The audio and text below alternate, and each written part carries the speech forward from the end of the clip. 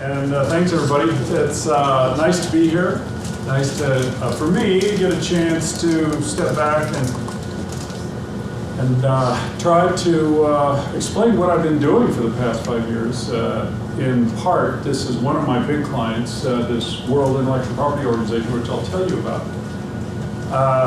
You know how it is, you get involved in a project and you're heavily involved in it, and sometimes you forget that you got to step back a little bit and go, okay, why did we do this, and where are we going, and what's the point of all this? So when Terry invited me, it gave me a chance to sit back and go, okay, yeah, let me just stop, take a look, share it with you, and hopefully you'll find, as you walk out of here, find that the project's interesting. I have found it very interesting. It's a very rich subject, and maybe you'll walk out of here saying, well, intellectual property is pretty interesting stuff. I don't know, if I say intellectual property, how many of you know what I mean? Okay, so about half of you know what I mean. Probably like I knew about when somebody said patents, and I was working on my master's degree at Montana State University, and I was working in a research group, and there were a bunch of guys over there doing some work, and I said, well, what are they doing? And they were working on their project, and said, oh, they're working on their patent. And I went, oh yeah, okay. Like I knew. Well, of course, I had no clue. I'd heard about patents, but I didn't really know what that was about. And I said, why are they working on a patent? They said, well, they're doing a startup company. Like, okay, you know, this was back in the era when this was pretty rare. This was 1980. Anyway, for me, the story went. I was always really interested in applied science, particularly biology and engineering.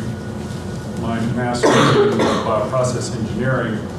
And so I was always interested in taking things, new discoveries and inventions, and turning them into something real.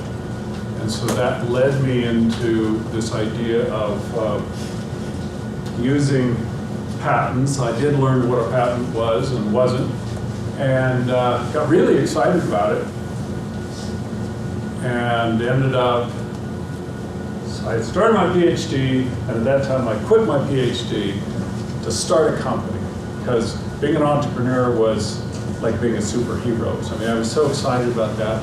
So I started a company, and I got investors, and 5 years later, the company ran out of money. That was a hard lesson for me, but some things took root in me, which was really excited about new technology, invention, and innovation, and that whole process. Along the way, Cornell heard about me and invited me here and offered me a job. And I had 20 years of every day was something new. Working in the IP office for Cornell.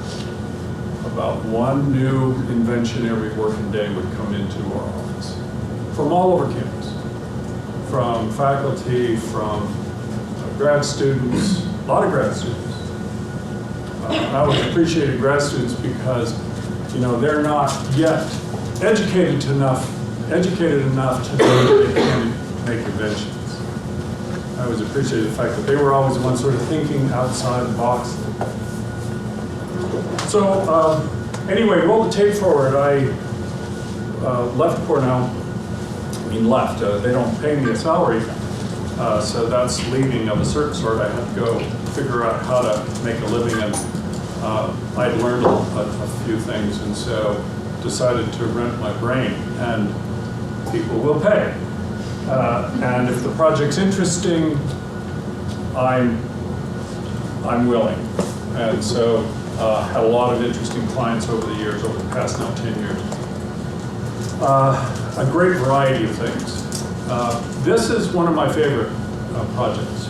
It's a big client, World Intellectual Property Organization.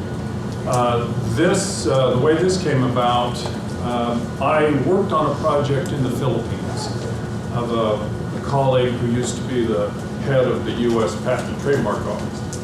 And he had started a foundation and was trying to do capacity building in developing countries for IP, so that people could learn the tools. So one of the countries was the Philippines, and we made a connection, and I ended up going out to the Philippines. And along the way, I met the just stepped down deputy director of what's called WIPO, that's Philippines Intellectual Property Office. So he and I had breakfast together. And as we were talking, we realized we had something in common. And that is, we both believed that intellectual property, let's just take patents. The patents weren't all that interesting in and of themselves. You know, when people sit around and they talk about patents, it's about as exciting as if we all sat around and talked about hammers. You're like, wow, and actually I know people who love their hammers. This is titanium, and it really swings well. But generally speaking, most of us really don't care that much about hammers. What do we care about?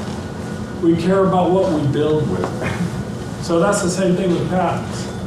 Patents are important tools to build things. So I was talking to him, and we both realized that we shared that interest and that motivation. I'd seen a lot of it here at Cornell, you know, working with inventors who wanted to see their inventions turned into reality. And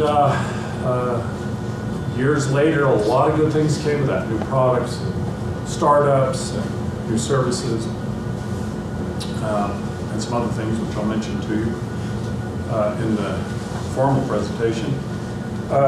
So we got talking, and he said he had just left. He didn't have a job at the time, but he called me about 6 months later. He said, I have a new position. It's the Bureau Chief of ASPAC at WIPO. So ASPAC stands for the Asia South Pacific Bureau of WIPO. So 38 countries under his bureau. And he said, I've got a question for you. Based on our conversation over breakfast, he said, can we use intellectual property for economic development in developing countries? And without hesitation, I said, absolutely. He said, great, how will we do that? And I said, well, you know, and I started to talk for a few minutes. The more I talked about it, I realized, yeah, how will we do this? And he said, look, just give me a proposal. Tell me how we're going to do this. Let's pick a group of countries, and you tell me what we're going to do. And I said, okay. So I started working on it. I sent him an email, and I said, so what's our budget? And he said, don't worry about it. Money's no object. And I went, okay. You know, have you ever been there? I've had one project my entire life where money was an object. I worked for the Cahoon Foundation. You've heard of Cahoon? Cornell has a med school. They don't work on money. They've got other issues, not money. It's a very strange world. When you don't have money, it's a limiting, as an economic filter and driver. So, as it turned out, money wasn't enough. But we started planning it, and I did what we do. We're all educated. We think we know best, so we develop a plan. And so I developed the plan. And then we decided, before we implement the plan, let's go to visit these countries. So we went and visited the countries. And I put on a lot of miles, went to a lot of countries. And I went to Ulaanbaatar. Anybody been to Ulaanbaatar? Anybody know where it is? Well, maybe there's some folks who live there, I don't know. Capital of Mongolia. I went to Iran. Iran's one of our countries. I'll list the countries here in a minute. So we went, we met, we listened, we talked, we did questionnaires, so we listened a lot. And guess what? My plan changed because I realized that, you know, you really need to go, be there, talk to people, get the landscape, find out what's really going on. So we retooled the plan, and then we started to implement it. So that's what I'm going to tell you about, is this project. As I said, we're starting year 5. And I'll mention to you, and try to find a good time to mention, James Patton is, not Patent, well, you could change your name. He loves patents. James is going to graduate May. Took my class a year ago last fall, and then was my TA last fall. And also coordinated a project in which we got student teams working on this WIPO project. And I'll show you a little bit. And when the time is right, I'll ask James to maybe make a comment about how he found that activity. So I figure some of you know, some of you don't know. So I'll just try to keep it right in that, Goldilocks delivery, where I'm giving you just the right amount about intellectual property. So what is it? Okay, it's a socioeconomic legal instrument that gives creators and inventors certain exclusive rights to their creations and inventions. Okay, and if anybody has any questions as I go through this, just raise your hand, ask it, and we'll incorporate it. It has a very long global history. Any idea how long patents have been around? Any guesses? Long time. These are the main types of intellectual property. Some of them you know well, some you probably don't know well. You probably don't know. Does anybody know geographical indications? A few? One? Okay, we'll talk a little bit about it. These are all really fascinating tools. And but I don't care about these tools. Like I said, I don't care about the hammer or the screwdriver or the saw. I want to build a house. So when you build a house, you use a set of tools. So every single technology I get, I'm working with an institution or an inventor or an agency, or, I go, okay, what are we trying to build? All right, what tools are available and which ones do I need to use? So the first recorded patent, 1331, and also in Florence in 1421, I have a colleague who gave me this information. I had other information, but this is good enough. It goes way back. I thought that the first letters patent was issued in the Venetian Republic back in the 1500s, but these predate that. And basically the idea is that the government, for various reasons, gives a legal instrument to allow an individual to keep others away for usually a limited period of time. This is the first issued patent. There's a whole story about this. I think that's George Washington's signature. The first U.S. patent, I won't go into the story, but if you want, any one of these patents, you can go and spend a whole story on it. Any of you know that our right to get a patent is in the U.S. Constitution? We're the only country in which an individual has the constitutional right. Like, we have the right to keep and bear arms and to get patents. Well, the second one doesn't come up very often. It is in there because the idea is the founders of this country had seen the effects, particularly in England, where it had stimulated, the patent law had stimulated the Industrial Revolution, and so they installed it in the Constitution to promote the progress of the science and useful arts, giving the creator, inventor, some exclusive right for a limited time. And essentially with patents, it's the right to stop others from making, selling, and using the invention that's covered by the patent. So this is your quick shotgun tutorial. Patents are, they're inventions, And there's certain things that are patentable and other things that are not. But essentially, patentable inventions have to be novel, inventive, useful. They are public documents. Copyrights, rights in the expression, written or digital. Trademarks, we know what those are. Most of us, trade secrets, they're not public, they're perpetual, they're not registered. Think Coca-Cola.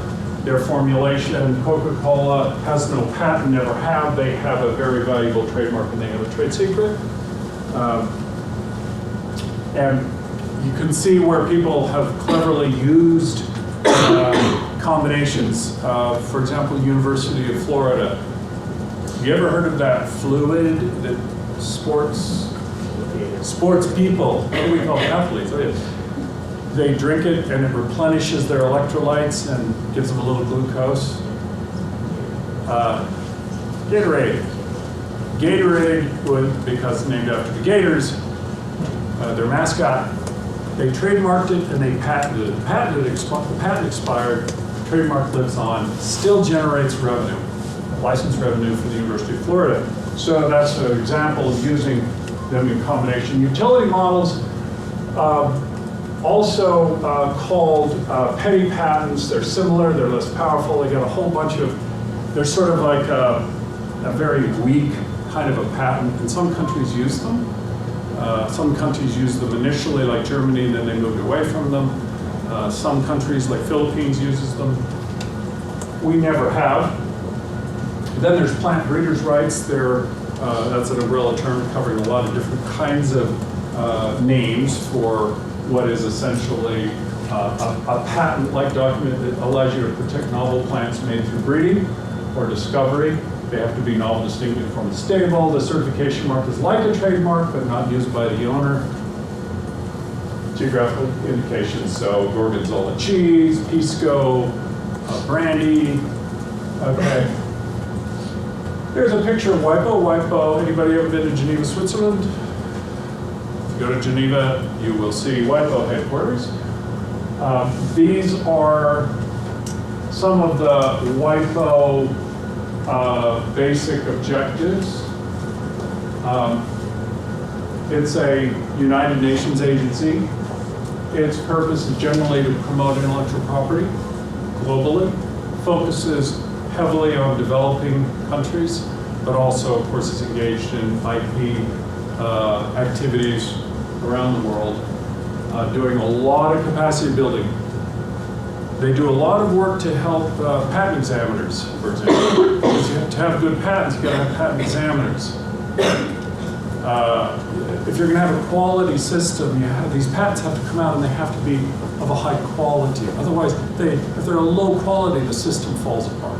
So you have to have smart people who are trained at this, who know how to do it. So they do a lot of educating of patent examiners and trademark examiners and so on. They administer what's called a patent cooperation, not convention. Patent Cooperation Treaty, the PCT. Anybody heard of the PCT? PCT is the way, if you're an inventor, we can get you patent coverage around the world using the PCT approach. So they administer that. They also administer some of the other treaties. The Madrid Treaty, for example, manages, it coordinates trademark law around the world. They're headquartered in Geneva. They have satellite offices in various places. So IP is a tool. I mentioned that earlier. It converts invention, creation, discovery into new products, services, and enterprise. Property is control. That's why we like it, because it gives us control. Control to do what? Well, to facilitate transactions, like investment. Here's one of the reasons I do it. I'm interested in technology. I'm an inventor. And I love inventors, and I love researchers. And my experience, how many of you are researchers who actually work in the lab? Okay? Or have? My experience is that researchers, they have a lot of really good intentions. And if you give them the tools, they'll do really good things. And they have a lot of this, but they don't have enough of this. There's never enough resources to go around. So this is one of the things that patents and other intellectual property tools allow you to facilitate transactions like get money. And most of the inventions I work on, they need money. They need money to take the next step, to build a prototype, to scale it up, that sort of thing. To structure partnerships and other arrangements, to assure equitable and sufficient returns on investment. And one of the things I say around the world, I'm working with a lot of nonprofit research institutions, I'll tell you more. We're not just talking about money. I like money. We all do. We need it. The system needs it. But that's not why we do all this. We do this because we have objectives, we have missions, and the public good. When I was at Cornell, making a lot of money was never at the top of our list. Enhancing Cornell's reputation, trying to get technologies used and out there and solving problems. A lot of our technologies, we would give them away for free, essentially, philanthropic and humanitarian use. But we still wanted the intellectual property. Why? Because we wanted to control it. You can't just throw it out there. You need to stay involved. And particularly because you want ethical development. And we can talk a lot about that. We school a lot of our research institutions on how to participate in all this, but at the same time remember about your public mission. And of course, it's great and essential usually for creating new products, services, and startups. It's based upon, first of all, that this EIE project is based upon this successful experience of the Bayh-Dole Act stimulated enterprise. 1980, the federal law, Bayh-Dole Act, was passed, which said, okay, universities, start with universities now, it's government agencies as well. If you make an invention using federal monies, you can own it, institution, because in the past, the federal government owned it. And what had happened with every invention, not every, essentially all inventions made using federal money, you know what happened to them? Nothing. They even got patents, and the patents sat on the shelf. Nobody did, there was no investment, there was no work, there were no startups, there were no new products. What's the point? There was a Bayh-Dole, Republican, urged by Democrat, bipartisan. Remember that? There used to be bipartisan legislation, and they said, we got to fix this system. So they fixed it by saying, let's give universities ownership of IP, of all the inventions made using federal money, but they have to promise to try to get it out there. And they also have to return some benefits, financial benefits, to the research enterprise. And I can tell you more about that. But anyway, that experiment, it was an experiment. And I'm here to tell you that it's essentially been a wild success. So it's university-based innovation built on intellectual property. From 1980 to 2020, there are thousands of new product services, thousands of new companies. This happens to be, it's a little dated. This is only to 2015, but this is an autumn slide. Association of University Technology Managers, you go to their website, you can see the later data. These are the numbers of all the activity, all the benefits, all the outcome from this idea. And we learned over time that it requires these elements. You have to have willing and motivated nonprofit research institutions. You have to have effective IP policy. You have to have, obviously, you have to have enough R&D going on. You have to have competent professionals. We spent a lot of time focusing on this. You have to have a willing, capable private sector and entrepreneurs and interners. There's just, that's from 2016. So just more data showing The patents filed by U.S. universities and invention disclosures, startups, new products, etc. And that's from 2017, more similar numbers. So this is it's just continued to grow. So this EIE premise, can we use intellectual property as a basis for economic development in developing countries? We said yes, the development of an IP-based technology transfer system built around nonprofits. We decided to go nonprofits, and there's a lot of reasons why. First of all, we know it works, and plus they're a lot more manageable in a lot of ways than trying to work with the private sector. But we'll get to the private sector in a minute. It has a profound effect on the creation of new products, services, companies, and jobs. But it's this process. This is one of the big surprises, this process. And we all didn't realize what we were starting. I got into it, back in the 90s and then coming to Cornell. We just thought it was about licensing patents and seeing some money come back and maybe a startup here and there and maybe some new products. But the process generates this creative economy. Ithaca is now a creative economy. There's a lot going on here. There's a lot. Who's been to the South Hill Business Park, for example? That didn't exist when I was just starting here. Or our tech park, filled with a lot of little companies. You go to other universities, they're surrounded by this fermenting economic activity of innovators, entrepreneurs, investors, accelerators, supporters. So it creates this thriving innovation ecosystem. So it was like, okay, let's create this system and then and prime it and kind of get it structured and then kind of sit back and look where it's not working and see what we can do. We meaning WIPO and what WIPO's resources, being the United Nations agency, what can we do to foster it? So this unexpected outcome was this thriving innovation ecosystem, which in the US, you'll see go to universities and you'll see surrounding that kind of a system, this creative economy. So these are the design principles when we set out with EIE, focusing initially on not-for-profit research institutions. We've got 5 years of doing that, and I'll tell you that I think so far it looks like it's working. Establishing effective IP policy and operations in those institutions, creating a community of this is our real focus. One of the things I want to do, see, it's all about people. I need institutions. Institutions are wonderful because they give us continuity, but at the end of the day, institutions don't do anything.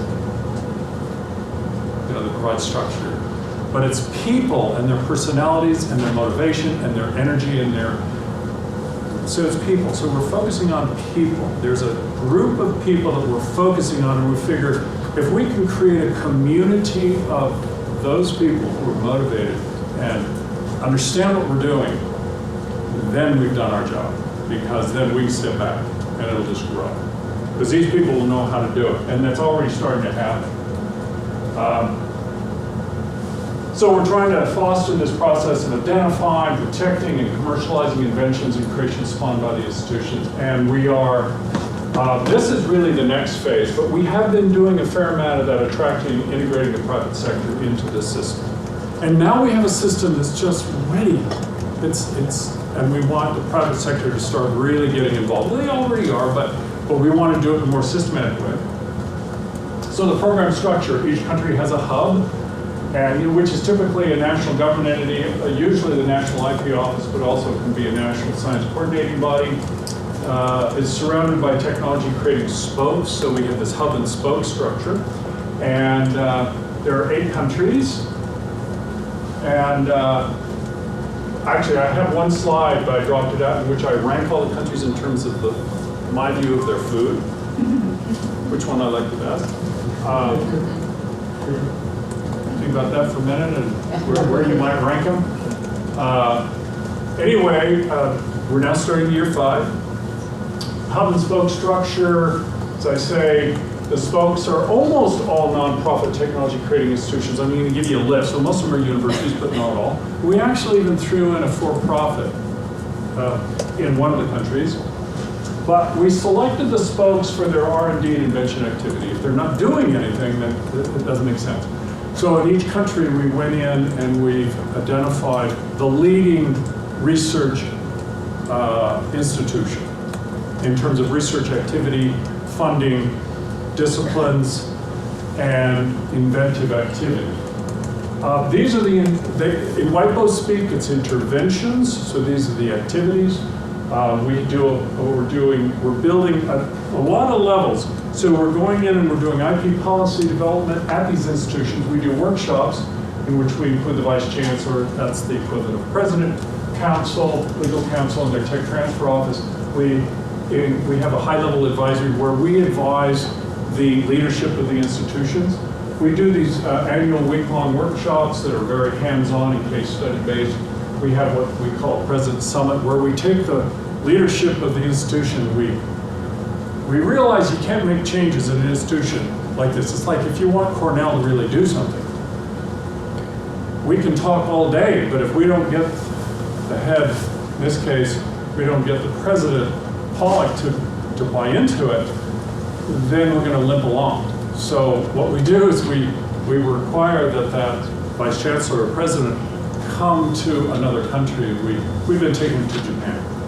So we take them to Japan and we sit down and we get 2 days with them and to explain how this all works and their role. And it's worked like a charm, because then they come back and they go, oh yeah, we need to do things at our institution, don't we? It's worked quite well. We have a mentoring program, I'll tell you a little bit more about it. We basically do remote mentoring of these tech transfer offices in these institutions. And this year, for the first time, we're going to have a technology commercialization boot camp for a week. And we're doing online courses, and this is one I'm particularly excited about. It's basically teaching people in companies how to handle new technology and IP and how to interact with the universities and the government research agencies. And in every country, we are now actively developing a professional association. So I have an association called AUDIT, I mentioned it earlier. Association of University Technology Managers. It's an association of individuals, and it looks out for the benefit of the profession, of the individuals. And we didn't want it to be top down from the government or from the institutions, and it helps individuals realize how to raise the whole professionalism of the whole activity. And so that's going along well. So just a little bit of graphical, there's your hub and spokes, and there's a lot of interaction that happens between, we go to our hub, and then we've got all these various spokes interacting in a lot of different ways. And so we create this system focusing primarily on invention, creation, and IP. And this is the system where we produce these commercializable technologies and stimulating, in this process, stimulating this innovation ecosystem. And we're starting to see some of it happening. So here's the thing, is that now we're getting going on this, but without key participants, it's not going to work. So this just shows you that we need to have all these other players, like entrepreneurs, investors, entrepreneurs, et cetera, tech parks, et cetera. So we're now in the process using our hub and our spokes and WIPO to connect these to the system. And now we got 5 years of it running, so it's a fairly stable system. So it seems to be working well. So here's Thailand. All universities. Here's Philippines, and there's lots of universities from the Philippines, primarily because the guy I told you about, we met in the Philippines, he's Filipino. So he has an affection for the Philippines. So we just couldn't say no to all these universities that wanted to participate. And they've been very engaged. This is Malaysia. And so we have, this is a quasi-private government, the Malaysian Commonwealth Board. Forest Research Institute of Malaysia, that is a government entity. So they're a mixture, but the main thing is they have a lot of research activity and they have inventions. They have stuff coming out. Here's Sri Lanka. And Sri Lanka is the one that's a little different because it's got John Keels, which is it's a company which has set up an entity to invent and patent and license and sell their patents. So it's a real stimulator of innovation. My favorite is this one, the Nerds. The Nerd Center. I remember when they first introduced themselves, and pretty hard to stifle a chuckle.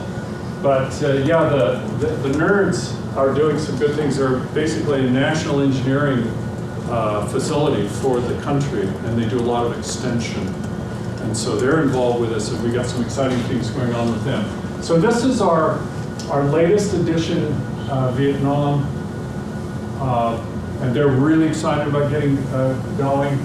They are so early on in terms of what does this all mean? IP, we're not sure, and property rights.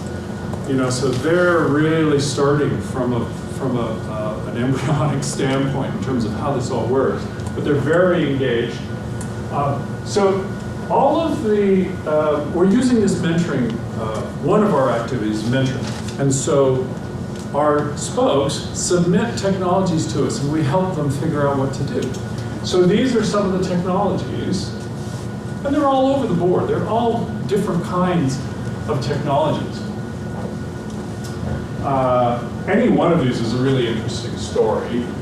And we take these, we work with them, we work with the inventor and the technology transfer office, they're the office that's supposed to be handling this, and we do the work. The work of understanding it, working with the inventor, where does it fit, what's it good for, what's the social benefit? If there's a social benefit, wow, let's really double our efforts to make sure that we're doing the best we can for this technology. Is it just a pure commercialization thing? Wow, okay, that's something, your institution go make some money, that's fine. Let's go figure out how to do that. So you can see all these technologies have different, they're all in different areas. So we have about 51 that we've been working on over the past year, and of those, we've identified the following, where I have to go now through, and we have to pick them. We're supposed to pick 5 and 5. 5 for social impact, and 5 for, let's call them commercial value.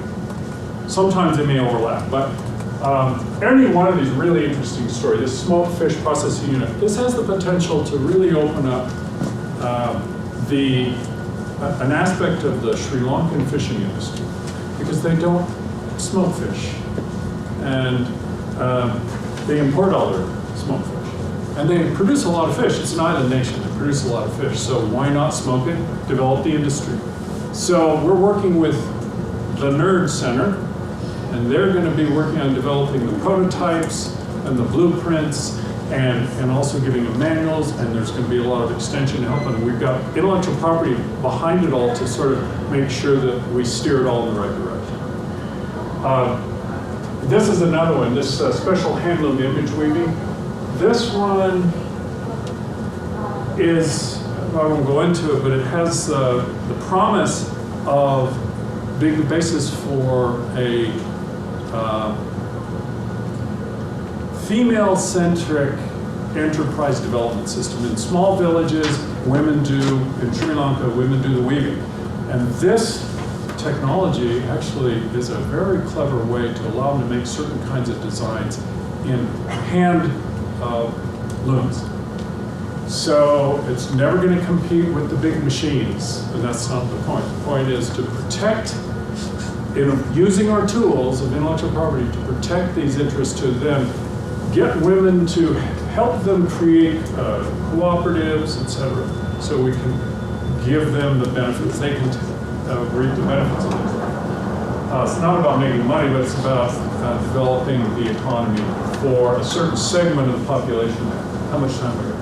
You've got, we end at 10 after, so if you could I gotta wrap it up soon and yeah, let me a do couple that. questions. Yeah. Okay. Yeah, so I won't go through, these are all interesting. I dare say I could sit around and talk with you long enough, we'd find one that you find really interesting.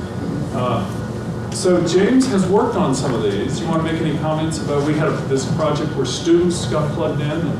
Yeah, so most recently I worked on the liquid tin alkoxide catalyst, the second from the bottom, and that is a superior chemical catalyst for the formation of bioplastics, or like biodegradable plastics. And I thought this was really interesting because they want to take this new catalyst that produces a superior product and transfer it from just like packaging to hopefully dissolvable sutures for medical grade activities. So I thought it was really interesting that Chiang Mai University, somewhere in northern Thailand that I've never been, is perhaps maybe going to be using or licensing out a catalyst that can be used here in the US in like products that we might be feeling in our bodies later down the line. And so I'm really interested in like any of these products right now because inventors are doing just so many amazing things around the world, but they're not necessarily sure about how to capture that value. And one of the things that we do as part of this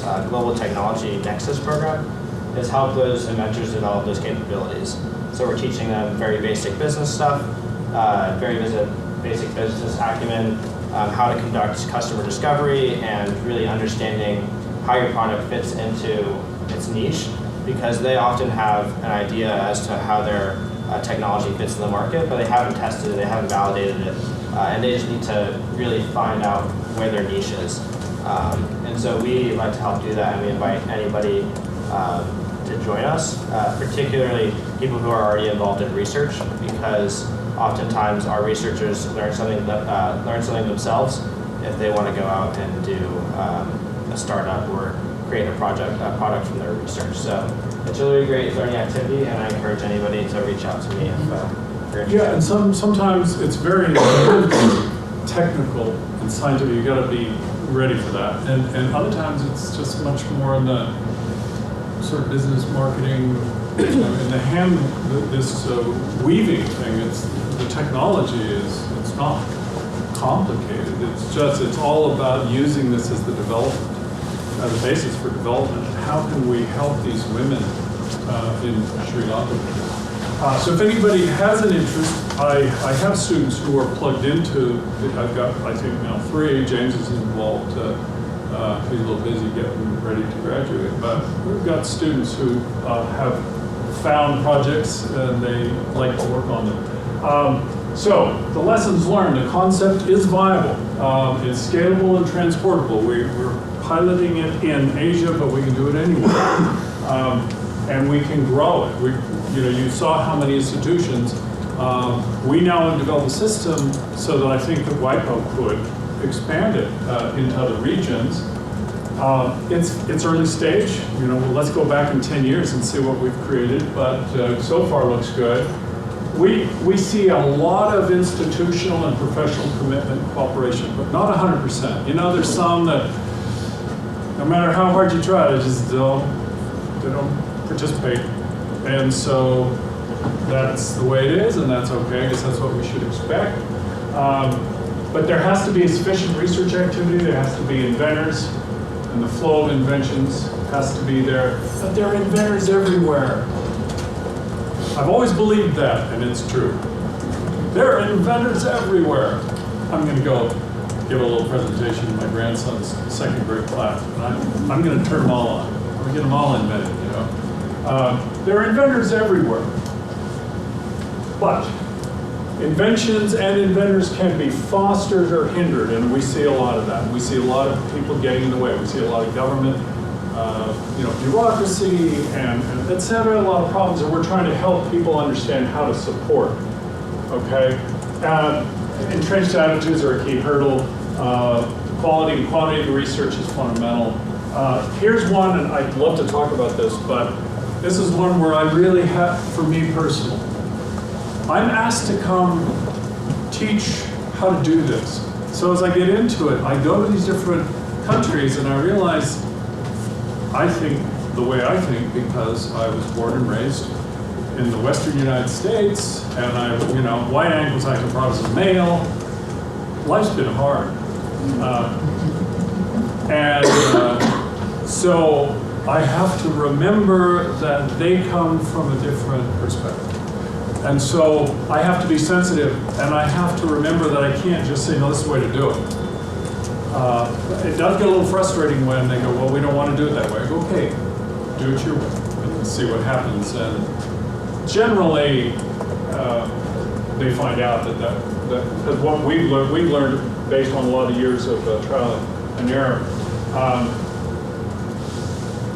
Let's see, very quickly, because we got to wrap it up.